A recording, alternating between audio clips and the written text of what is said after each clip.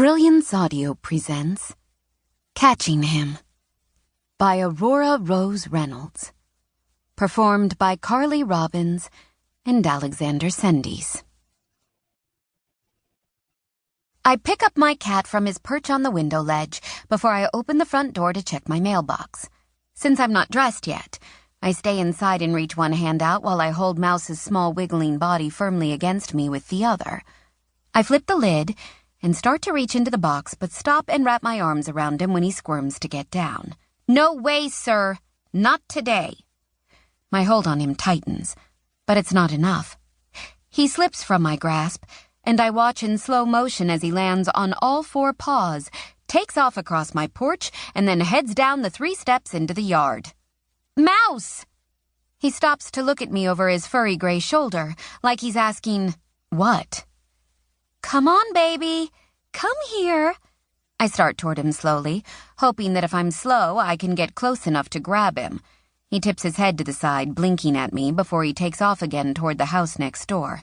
"Mouse, get your furry butt back here," I yell, rushing across the cool grass in my bare feet and wearing nothing but a tank top and plain panties.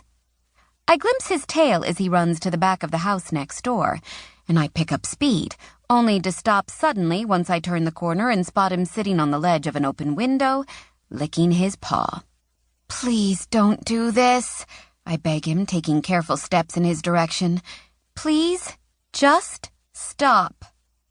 I hold up my hands, like I'm dealing with a terrorist set on detonating a bomb, instead of my stubborn cat. I take another slow, calculated step, and then cry, "No!" when he turns and hops through the window, disappearing inside. This cannot be happening. I run a hand through my knotted bed hair and look around for something to use to get my ass up and through the window. If my old neighbors Margaret and Ethan still lived here, I would have just knocked on their door and had them get Mouse for me. But they moved 6 months ago. Since then, the house has been empty. A large bright orange bucket near the back deck catches my eye, so I dump out the dirty water that's settled in the bottom, then carry it to the window. After setting it upside down, I place one foot on it, testing its stability, before doing the same with my other foot and lifting the window up completely. When I poke my head in, I look around the dimly lit empty room and narrow my eyes on Mouse, who's sitting casually by an open door like he's been waiting for me. Get a cat. They aren't much work, and you need company. Why the hell did I listen to my mother? Again? I grumble to myself as I pull myself through the window, grouching and wincing as the old dry wood and paint scrape my belly, my thighs, and my shins. I cry out, more from shock than from pain, as I land on the floor with a loud thud. "Just so you know, I'm totally rethinking our relationship," I say, turning my head toward Mouse. I freeze when my eyes catch the glint of a gun aimed in my direction. "What the fuck?" is growled as the overhead light is flipped on, and I scream like a chick in a horror movie who's being chased through the woods by an axe murderer.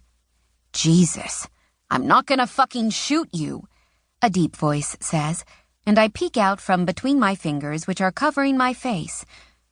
I freeze again for a completely different reason once I see the guy standing over me. Holy moly! I blink, trying to clear my vision to make sure I'm not imagining him. Tan skin, dark, almost black hair that curls around his ears and neck, a strong jaw, full lips.